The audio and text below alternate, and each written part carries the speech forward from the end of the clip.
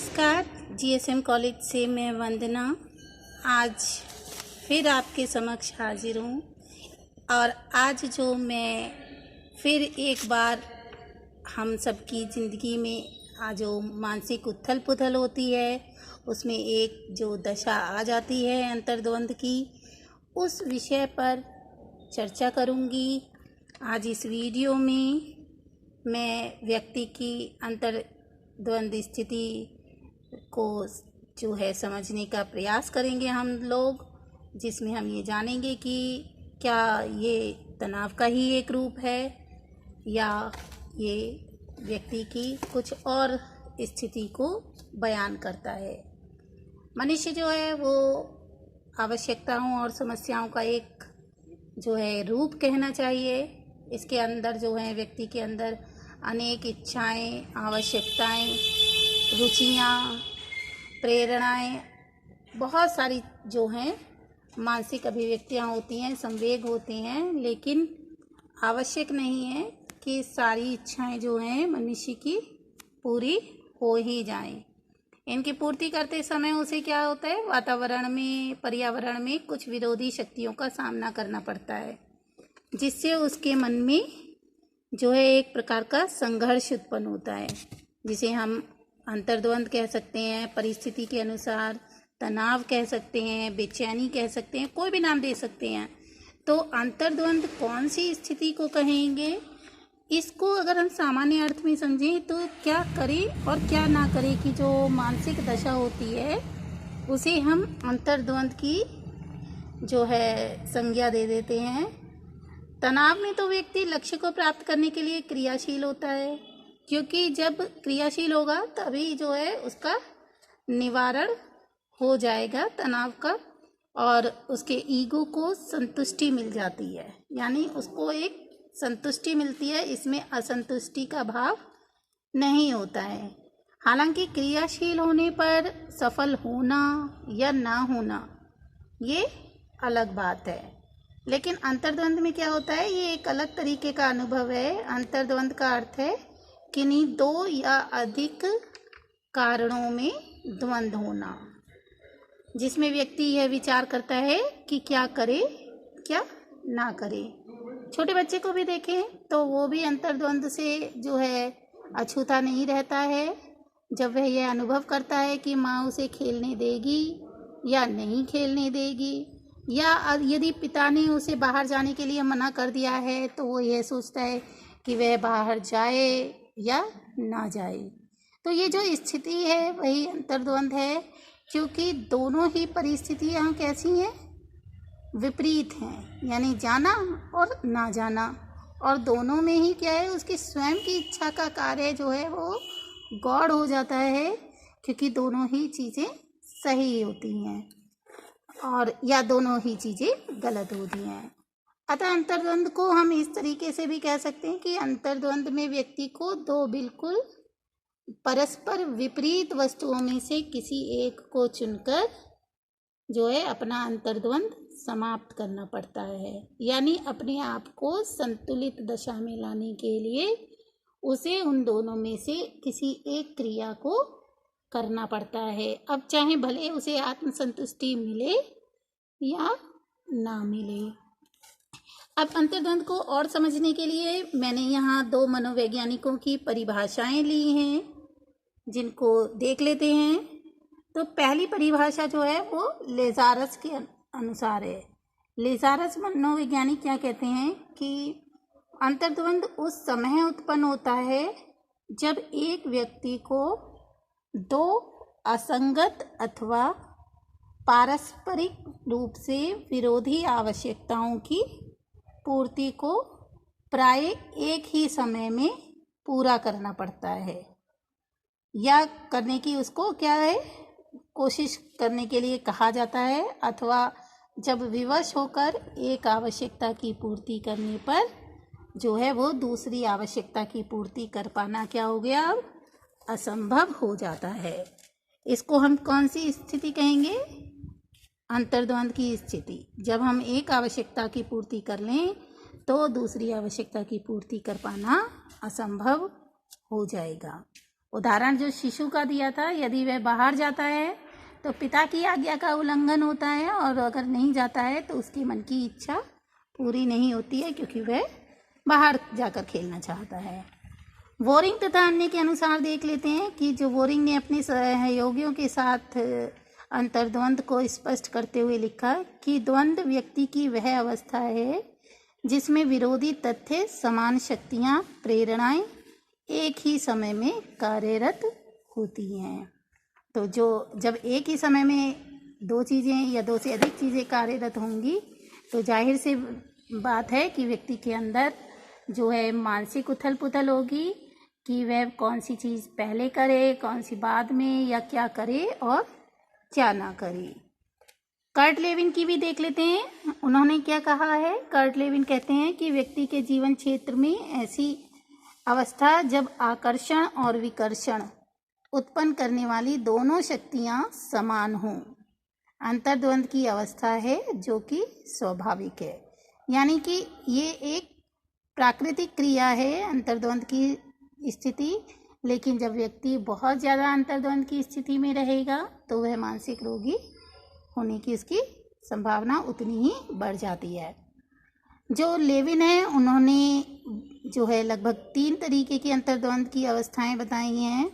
हम यहाँ 4 तरीके की, जिसे लेविन ने बाद में 4 कर दिया था, 4 तरीके की अंतर्द्वंद अवस्थाओं को जो है अध्ययन करेंगे, उसके बारे में जानेंगे कि कौन सी स्थिति मनुष्य की ऐसी होती है जब इनमें से जो कॉन्फ्लिक्ट है वो सामने आता है। तो हम लोग जो 4 तरीके की हैं उनमें सबसे पहले पढ़ेंगे वह है आपकी उपागम उपागम अंतर्द्वंद। उपागम अंतर्द्वंद, या जिसे अंग्रेजी में कहेंगे अप्रोच टू अप्रोच कॉन्फ्लिक्ट। क्या है ये अप्रोच टू अप्रोच कॉन्फ्लिक्ट, इसको अभी समझते हैं। जो ये उपागम है, इस प्रकार के अंतर्द्वंद में, इस प्रकार के कॉन्फ्लिक्ट में व्यक्ति के मन में ये दुविधा रहती है कि वह दो समान रूप से जो लक्ष्य हैं उनमें से कौन से को स्वीकारे। यानी दो ऐसे प्रस्ताव होते हैं जो दोनों ही कैसे होते हैं, आकर्षक होते हैं, जो दोनों ही उसको लगता है कि अरे दोनों ही हो जाएं तो क्या बात है। तो इस तरीके की जब स्थिति आती है तो हम कहेंगे कि उसके मन में अप्रोच टू अप्रोच कॉन्फ्लिक्ट चल रहा है। उदाहरण देखें तो अगर कोई जो है लड़की है जिसके शादी के लिए प्रस्ताव आए हैं दो, जिसमें दोनों ही कैसे हैं, स्वस्थ, एक प्रस्ताव में स्वस्थ, सुंदर और आकर्षक है, लेकिन उसकी फैमिली कैसी है, नॉर्मल फैमिली है, एक जो है मिडिल क्लास फैमिली है तो और दूसरे प्रस्ताव में क्या है, सरकारी अधिकारी है लेकिन एक साधारण सा युवक है, गवर्नमेंट है लेकिन क्या है, एक सिंपल है जो व्यक्ति। अब इनमें से दोनों ही प्रस्ताव कैसे हैं, आकर्षक हैं, क्योंकि एक जगह क्या है वो सुंदर है, आकर्षक है, लेकिन सामान्य परिवार से जो है बिलोंग करता है। दूसरा क्या है, सरकारी अधिकारी है लेकिन जो देखने में वो कैसा है, साधारण है। तो अब उस लड़की के मन में कैसी अंतर्द्वंद चलेगा कि इन दोनों में से कौन से स्वीकार करे, क्योंकि दोनों ही आकर्षक हैं। दूसरा जो कॉन्फ्लिक्ट है वो है परिहार टू परिहार अंतर्द्वंद, जिसे हम कहेंगे अंग्रेजी में अवॉइडेंस टू अवॉइडेंस कॉन्फ्लिक्ट। इस प्रकार के अंतर्द्वंद में व्यक्ति के मन में यह दुविधा होती है कि दो समान रूप से संकटों में से किसका चयन करे। यहाँ पे परिहार टू परिहार यानी अवॉइडेंस टू अवॉइडेंस में क्या है, कठिनाइयाँ हैं जो है दोनों को ही वो क्या करना चाहता है, छोड़ो मैं नहीं करना चाहता। लेकिन अप्रोच में क्या है, दो अप्रोच टू अप्रोच में वो दोनों ही उसको क्या करते हैं, खींचते हैं करने के लिए कि ये भी, और इसमें ना ये ना ये। इस तरीके की जो दुविधा होती है वो कैसी होती है, अवॉइडेंस टू अवॉइडेंस कॉन्फ्लिक्ट। उदाहरण अगर देखें तो अगर कोई जो है जैसे सास और बहू की लड़ाई में जो है पति और बेटा ये नहीं तय कर पाता कि वो किसका साथ दे, अपनी बीवी का या अपनी माँ का। तो इस तरीके का जब अंतर्द्वंद व्यक्ति के मन में आता है तो इसे हम कहेंगे अवॉइडेंस अंतर्द्वंद। ये उदाहरण से आप लोग समझ रहे होंगे, उम्मीद करती हूँ। अगला है उपागम टू परिहार अंतर्द्वंद। उपागम टू परिहार अंतर्द्वंद यानी अप्रोच टू अवॉइडेंस कॉन्फ्लिक्ट। इस द्वंद में ये द्वंद उस समय उत्पन्न होता है जब किसी व्यक्ति के सामने दो विरोधी लक्ष्य एक साथ सम्मिलित होकर व्यवहार में इस अवस्था को उत्पन्न कर दें।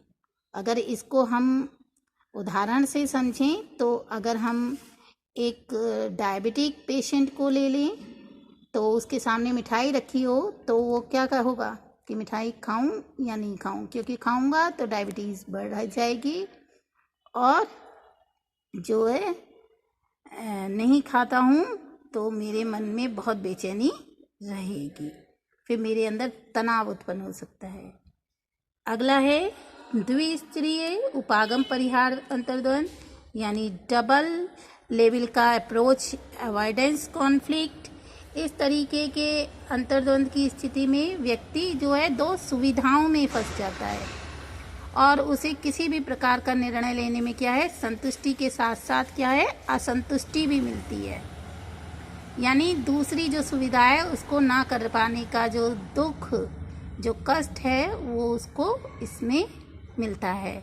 उदाहरण के अनुसार क्या है कि अगर हम उदाहरण देखें तो कोई स्टूडेंट है जब खेल में भी दक्षता हासिल करना चाहता है और साथ ही साथ उच्च श्रेणी में जो है परीक्षा में पास भी होना चाहता है, तो उसके सामने कैसी अंतर्द्वंद है, द्विस्तरीय प्रकार का जो है कॉन्फ्लिक्ट है, क्योंकि वो खेल में दक्ष होने पर क्या होगा, उसकी महाविद्यालय में लोकप्रियता तो बढ़ जाएगी लेकिन खेल में अधिक समय देने के कारण परीक्षा में उच्च श्रेणी में ना आने का जो डर है वो उसको लगा रहेगा।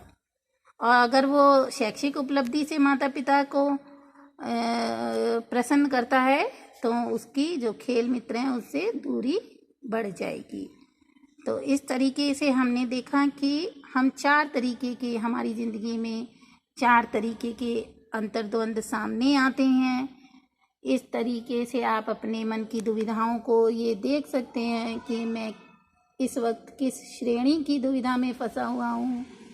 उम्मीद करती हूँ कि ये वीडियो जो है आपको सहयोग करेगा, जिससे आप जो है इसको समझेंगे और इसके अति का शिकार होने से बचे रहेंगे। जो अर्थ को समझाने के बाद मैं अपना वीडियो यहीं समाप्त करूंगी आज। अगले वीडियो में अंतर्द्वंद को कम करने या समाप्त करने के कुछ उपायों को आपके साथ साझा करूंगी। याद रखना हमेशा कि तनाव हो, अंतर्द्वंद हो, बेचैनी हो, कुंठा हो, ये सब स्वाभाविक हैं, यानी हमारी ज़िंदगी का एक अंग है, ये आते ही रहेंगे। लेकिन अति का शिकार जो है वो मनोरोगी बना देगा। इसलिए सही निर्णय लेने की क्षमता का विकास जो है सब में होता रहे, इसी प्रार्थना के साथ मैं आपसे विदा लेती हूँ। फिर मिलेंगे। राधे राधे।